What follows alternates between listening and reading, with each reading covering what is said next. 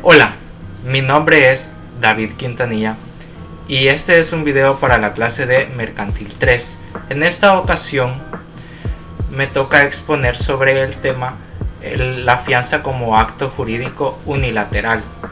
Así que vamos a empezar con el tema, primeramente dando una especie de introducción a lo que es la fianza, basándonos en el derecho romano, algo de que hasta el día de hoy se toma muy en cuenta para darle un contexto a las instituciones jurídicas que utilizamos actualmente. Tomando en cuenta lo manifestado por los grandes expositores Eugene Petin y J. Arias Ramos, que en su época fueron unos grandes juristas en la asignatura, se llega a lo siguiente. En Roma se designaba con el nombre de ad promisor al que se comprometía de un modo accesorio con el prometiente principal, que era el principal de la deuda, se podría decir, garantizando al acreedor contra cualquier riesgo que se podría dar de la insolvencia del deudor principal. La garantía que de ello resultaba era una garantía personal que se oponía a la garantía real a la que estaban acostumbrados en ese momento, la cual sabemos que consiste en la afectación de una cosa al pago de una deuda. Al principio los romanos prefirieron la garantía personal, pues el pago devenía con más rapidez llegando el vencimiento y se realizaba por sadisdatio, o sea, por el compromiso de varios adpromisores. Esta preferencia se explica por el estado de la sociedad romana durante los primeros siglos. De lo anterior podemos concluir que, y aquí es donde ya viene como una pequeña definición de lo que viene siendo la fianza según nuestro derecho común. La fianza, pues, y su finalidad también, como se explica aquí, pues tiene por finalidad garantizar el cumplimiento de una obligación ajena.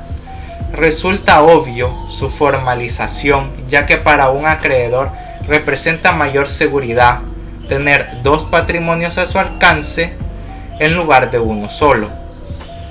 Nuestro derecho común sigue los lineamientos del derecho romano en lo que se refiere a la noción general de esta institución jurídica, a su naturaleza, a sus caracteres, efectos entre acreedor y fiador, entre otras cosas. En cambio, la fianza mercantil, como veremos, tiene sus peculiaridades y características, las cuales trataremos o intentaremos de identificar y explicar en este video. Ahora que ya hemos dado una breve introducción, dándole el enfoque necesario al contexto, al derecho romano, el cual nos puede dar un buen contexto histórico sobre la institución de la fianza, y también, dicho sea de paso, que ya hemos dado ya tenemos una pequeña noción de lo que viene siendo la fianza y su finalidad, pues pasemos a algo que también es muy importante y donde se encuentra, desde mi punto de vista, el conflicto principal del video, que viene siendo la naturaleza de la fianza. Entonces, usualmente los juristas suelen decir que la fianza es una obligación accesoria, en virtud de la cual una o más personas responden de una obligación ajena, es decir, que no es de ellos, comprometiéndose para con el acreedor en todo o parte de esa deuda, si el deudor principal no la cumple.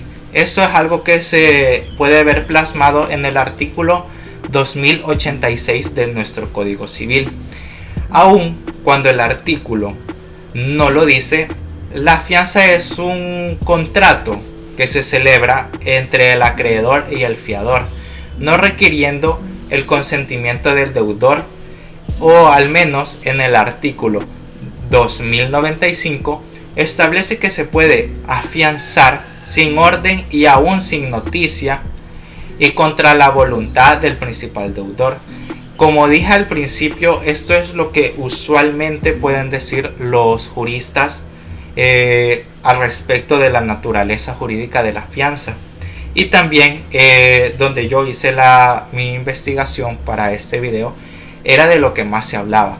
En ese se podría decir como tesis, se afirmaba que la fianza era un contrato, pero en contraparte tenemos lo que diré a continuación, porque es justo decir que algunos juristas y estudiosos estiman que la fianza simplemente constituye una declaración unilateral de voluntad, y en realidad es algo de que queda esa duda, o al menos está ese conflicto entre ambas partes, porque algunas personas dicen de que sí, que es un contrato, otras piensan de que simplemente es un acto unilateral.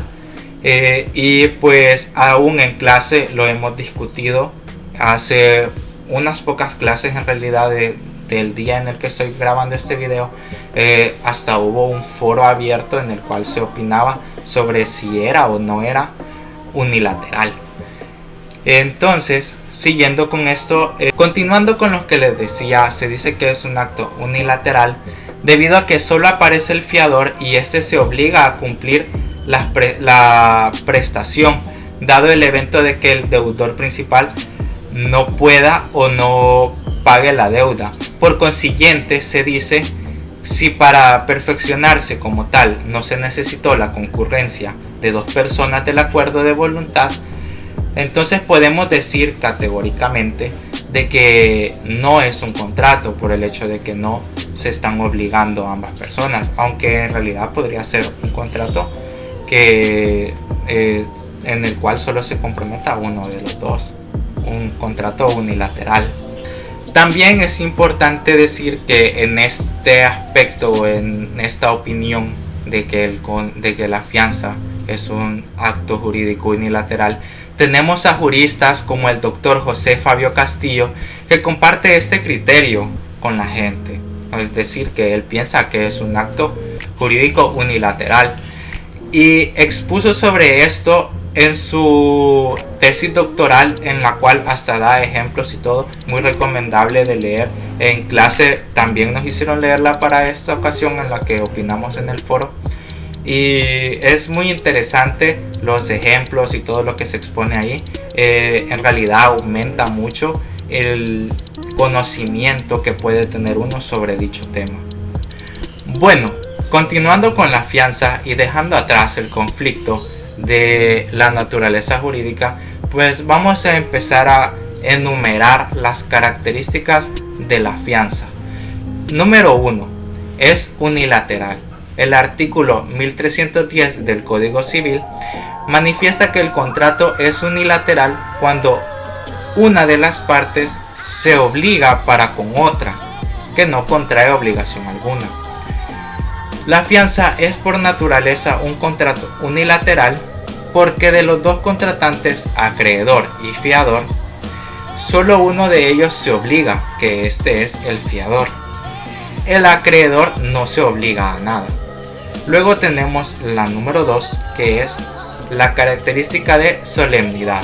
El artículo 1314 del Código Civil expresa que el contrato es solemne, y básicamente esto se explica con estas palabras, con el hecho de que el contrato está sujeto a una observancia de ciertas formalidades especiales, es decir, de que para la realización de este contrato se necesita hacer algo en especial que quizás otros que son más comunes no la necesitan. Entonces eso, que necesita formalidades especiales. Número 3. El contrato es accesorio. El artículo 1313 del Código Civil manifiesta que el contrato es accesorio cuando tiene por objeto asegurar el cumplimiento de una obligación principal, de manera que no pueda subsistir sin ella. Como acabo de explicar, simplemente este contrato accesorio existe para poder asegurar el cumplimiento de otra obligación, la cual es más importante y que es la principal. Y por eso, si no existiera esta obligación principal, entonces no habría motivo para que exista este contrato accesorio. Y si tiene aún más características esta institución jurídica, pero por motivos de tiempo voy a dejar el video hasta aquí. Ha sido un gusto y espero que este video haya ayudado al vidente a aumentar sus conocimientos.